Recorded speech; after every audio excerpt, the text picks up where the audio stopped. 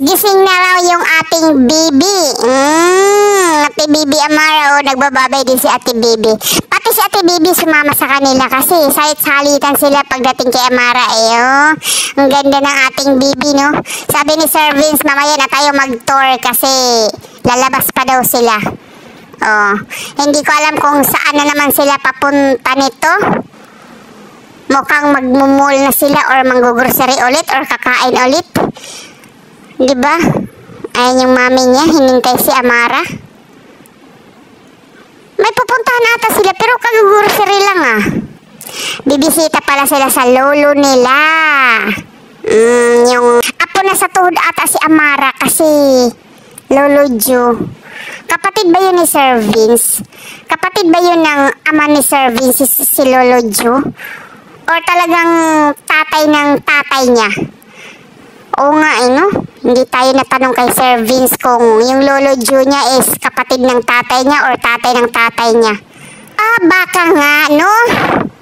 Daddy ng daddy ni Sir Vince. Kasi great lolo naghahay lang pala sila sa lolo nila Magkaiba po talaga sila ng bahay. Iba yung bahay ni Lolo Joe, iba yung bahay nila. Nagtaka ako kung sino nakatira dun sa bahay nila Sir Vince. Sobrang laki. Ay, prinsesa talaga yung ating Amara, tingnan mo. Nasa kama ni Lolo Joe. Uy, nag-align sila. Tingnan mo, see? Nakita mo yun? Habang nag-align, pumapalakpak. Ang galing talaga ni Amara, no? Tingnan mo, ang daming color na toys. Ano yan, damit? May pamangkin si Sir Vince na hiya kay Amara.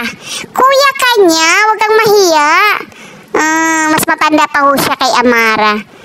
Ayan, may binigay sobre si Lolo Joe kay Amara. Birthday gift siguro yan ni Lolo Joe. Ay, ang sweet naman ng lolo na yan. Binigay niyang apo niya, great lolo.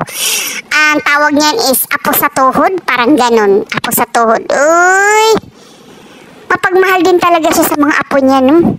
At wala talagang labis, walang kulang, pantay din yung pagmamahal niya.